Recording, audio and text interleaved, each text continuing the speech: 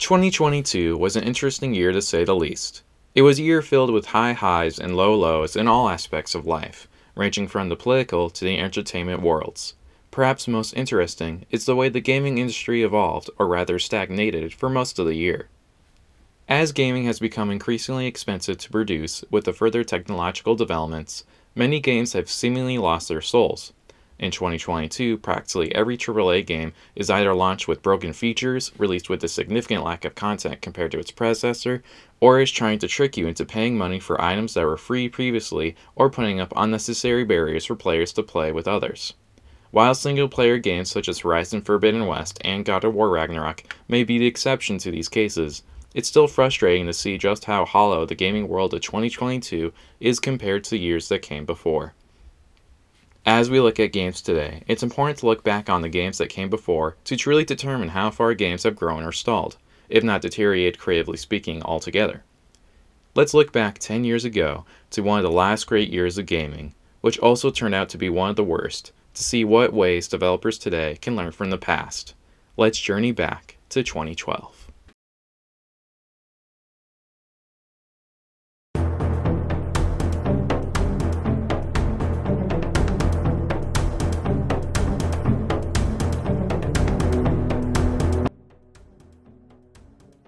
Ah, 2012. Talk about a very nostalgic year. This was the year where many of us thought the world was going to end, thanks to a prediction of an ancient Mayan calendar, which frightened many of us, but at least this idea gave us one of the best disaster movies of all time, that being the film 2012, which was oddly released in 2009.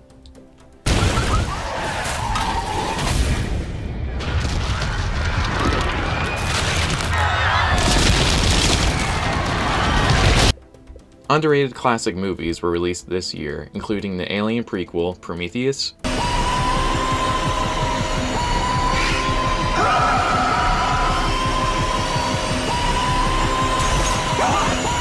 Looper, and the only rule is, never let your target escape. Even if your target is you. and Cloud Atlas. And who can forget the comic book movie giants released this year that were The Dark Knight Rises and the first Avengers movie. Let's also not forget how South Korea blessed us with the instant internet sensation of Gangnam Style as well. Oppan Gangnam Style. Gangnam Style. Oppan Gangnam Style. But enough about the year 2012, let's get back to the video games released this year. Let's set the stage. It's the winter of 2011. The 7th generation of video gaming has seemingly reached an all-time high. Landmark classics such as the satisfyingly difficult Dark Souls, the horrifying Dead Space 2, the puzzling Portal 2, the phenomenal Batman Arkham City, and the anniversary remake of Halo Combat Evolved kept players coming back to their gaming consoles. Many series saw their original tales come to an end at this time. Games such as Gears of War 3, Modern Warfare 3, Uncharted 3, and Assassin's Creed Revelations all brought their heroes to relatively satisfying conclusions. Sure, not everyone enjoyed the way some of these stories led, but most players still enjoyed the games for their innovations rather than their flaws. Games such as LA Noire brought facial capture to new heights. Don't tell me you actually believe this jerk-off, Phelps.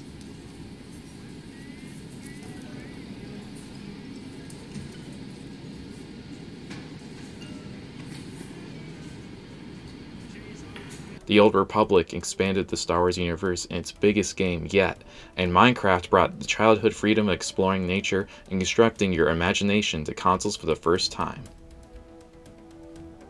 Players were riding high from the greats of 2011, and it seemed like 2012 would be even better, but little did we know that 2012 would mark the beginning of the end of universally perfect gaming. As the world began to freak out with the idea that the world would be destroyed thanks to predictions from the Mayan calendar, the gaming world began to shake and rumble itself. Bungie officially left its mainline series Halo and left it in the care of the Microsoft-funded 343 Industries. LEGO Games would abandon their creative unspoken comedy games, with future games simply adding in audio from movies, which was rather unpolished and unimaginative. This is no rabble of mindless orcs. These are Urukai. Their armor is thick and their shields broad. I have fought many wars, Master Dwarf. I don't know how to defend my own keep. You must call for aid. Shooters would begin to abandon the wars of the present and take inspiration from their competition for the wars of the future to middling returns.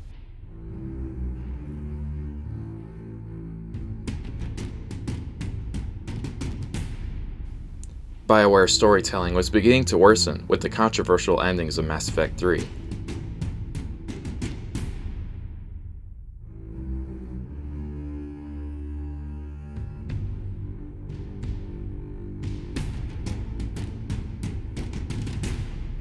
And this game would show how EA began to increasingly invest microtransactions into their games, especially through Mass Effect's multiplayer. All these changes weren't initially bad, however. Halo 4, while it may have changed its art style, made sprint permanent, took away playable elites, and brought customizable loadouts, was still a great Halo game, especially looking at it in retrospect.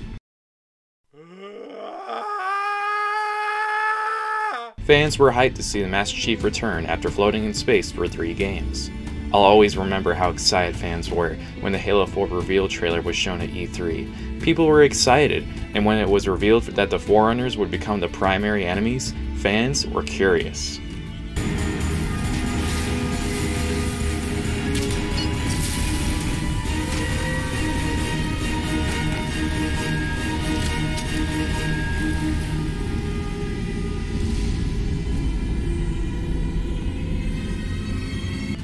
The multiplayer, while vastly different from most prior Halo games, was still a blast to play.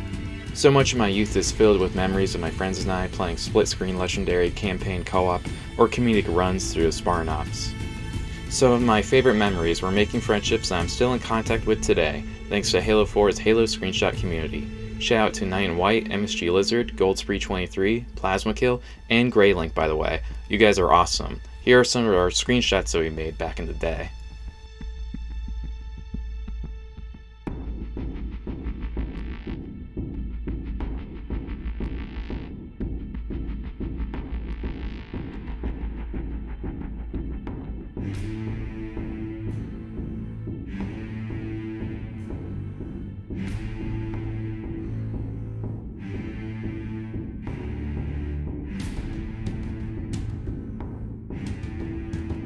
While Invasion may have disappeared with the elites, game types like Ricochet and Dominion were perfect game modes to add to Halo's library.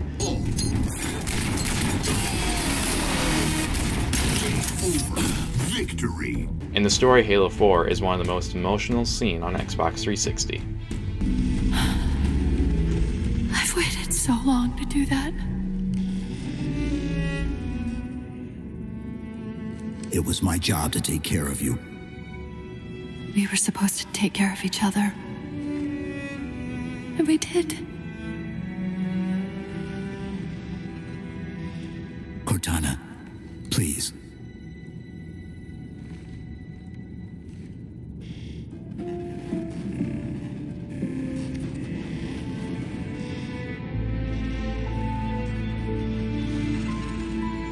Wait.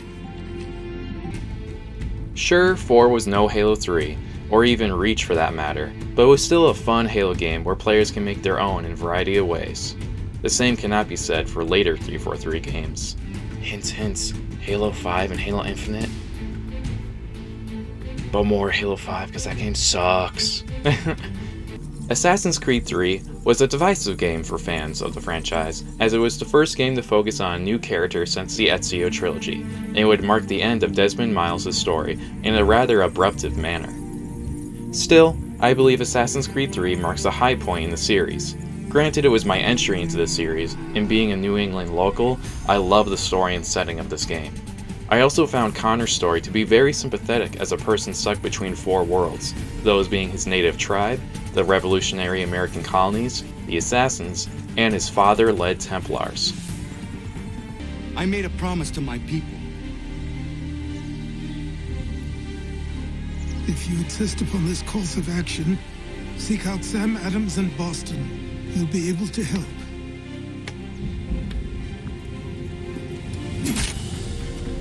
What have you done? When my people go to war, a hatchet is buried into a post to signify its start. When when the threat has ended, the hatchet is removed. You could have used a tree. The gameplay of the AC games reached new heights in this game through not only its combat, but the introduction of naval ship battles that would be further explored in AC4 Black Flag and form the basis for the upcoming Skull and Bones game. Players had the most bang for their buck in this series at the time through AC3, with players able to expand their own colonial community through the homestead missions, hunt wildlife, and parkour through the trees. Continue recruiting assassins from AC Brotherhood, but this time had the recruits be actual characters with their own storylines. I offer you my allegiance, for what he's worth. Your aid is welcome, and I am grateful. Now, I need to find Sam Adams. Trade material throughout the Atlantic Ocean, take part in alternate history DLC, One ruler. And one man to stop King Washington. Players were finally able to take part in assassin missions in the modern day with Desmond, and continue assassinating their friends in the beloved and highly unique AC multiplayer that hasn't been seen since AC4. Assassin's Creed 3 questioned the righteousness of not just the Assassins and the Templars, but of the American Revolution itself. Connor truly deserved to have a sequel game, if not appear in a future AC game at least.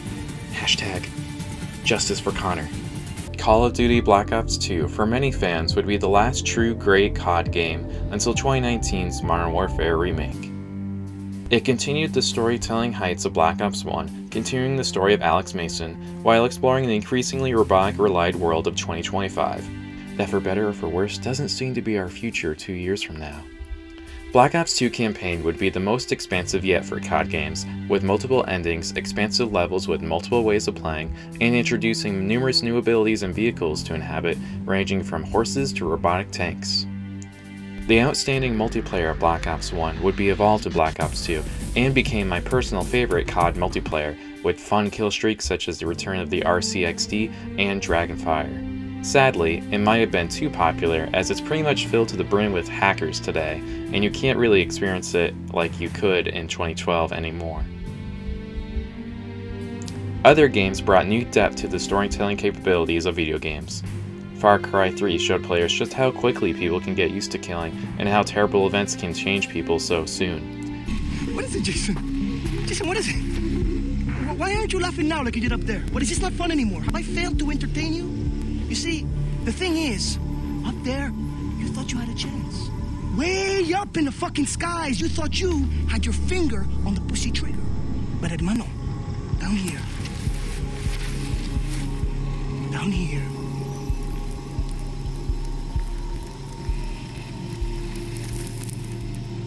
you hit the ground. Spec Ops: The Line appeared to be just another modern military shooter game that the industry was being filled to the brim with at the time, but in reality, this was a psychological analysis on how these military games have changed audiences as Captain Martin Walker descended into the hell of the sand-filled Dubai. Oh my god. Who the hell would do this? It's not something I want to think about right now. Heads up. Soldiers. 12 o'clock. They spot us? Not yet. Dishonored redefined the stealth genre of games.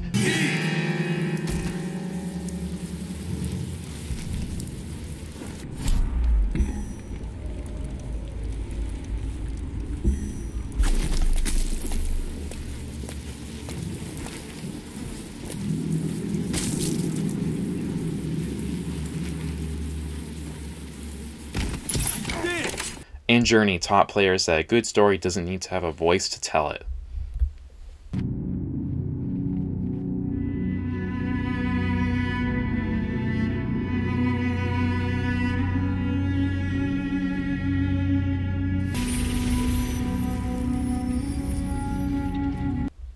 But then developers asked players a question.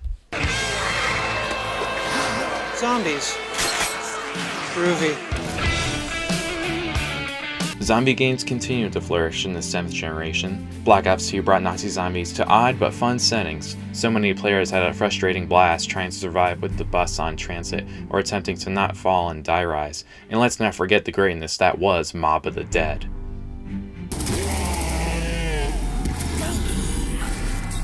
Hey, say something for me!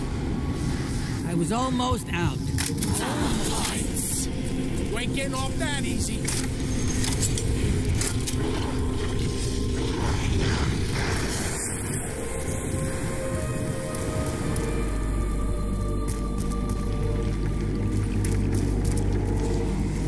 With these other pieces, we can make a shield! While Resident Evil 6 marked Biohazard's lowest point, RE Revelations became a sleeper 3DS hit that played more like the acclaimed classics.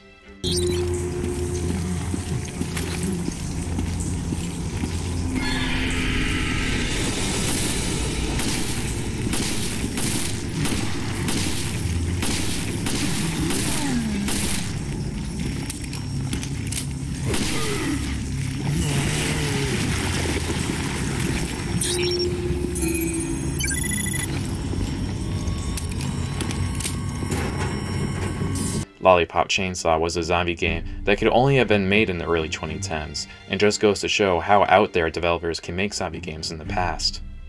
Telltale Games brought people to the tears with their masterful storytelling in The Walking Dead, which would reignite the point-and-click genre games for years to come. Oh god. I said stay away. We need to get you help. It's too late for that. Guys, she's been bitten. What? I told you, I said go away! I'm bit! But you wouldn't just leave. Let's calm down. You could be fine. I won't be fine. My boyfriend was bitten. You get sick and you die, and you come back and you kill anything you can find. You have a boyfriend? Len, I don't want that. It's not Christian. Please, just leave me. Please go.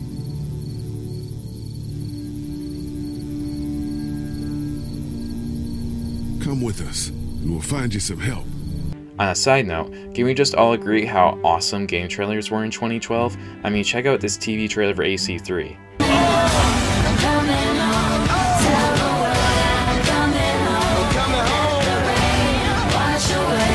This still gives me chills 10 years later on. Local couch co-op games still reigned at this time. As I mentioned before, Halo Under 343 kept its status as a go-to game to play with friends and family at home, though this sadly would be the last time Halo could say that. Why? The wacky brutality of Borderlands returned and was better than ever in its sequel, Borderlands 2. Sorry about the mess. Everything Jack kills, he dumps here. Bandits, vault hunters, claptrap units.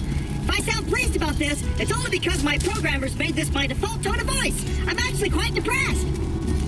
Now, the creatures around here are dangerous. None more than this bullymong named Knuckle Dragger. Killed everyone I know. Anywho, I keep a pistol in the cabinet over there for emergencies. But in here, we should be pretty safe.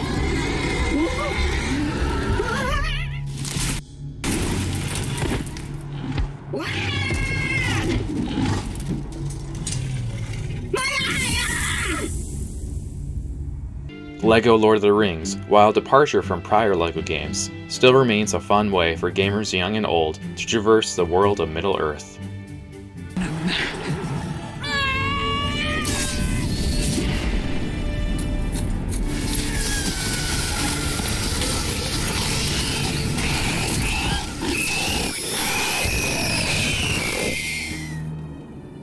Companies were still willing to test new ways for people to have fun gaming in their homes, most notably seen in the release of Xbox's Kinect and the release of the Nintendo Wii U. These two might not have the most fond histories, but both show the creativity that can be found at Microsoft and Nintendo. I mean, who can not laugh at this?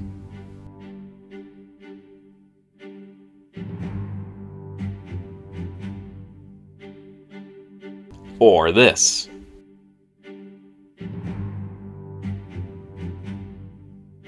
Or that.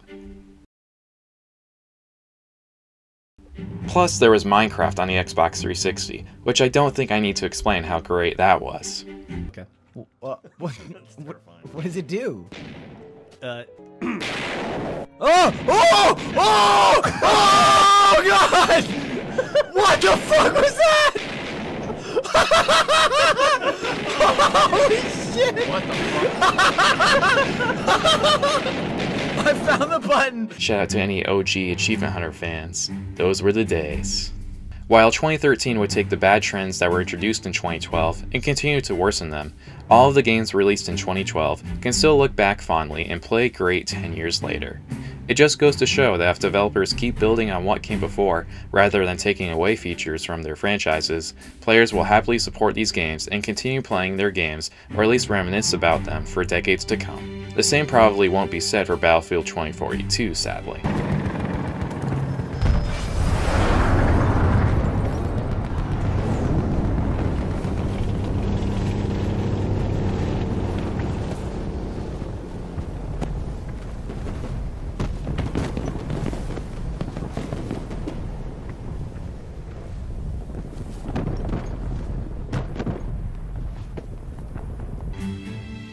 Happy anniversary 2012, and thanks for not ending the world.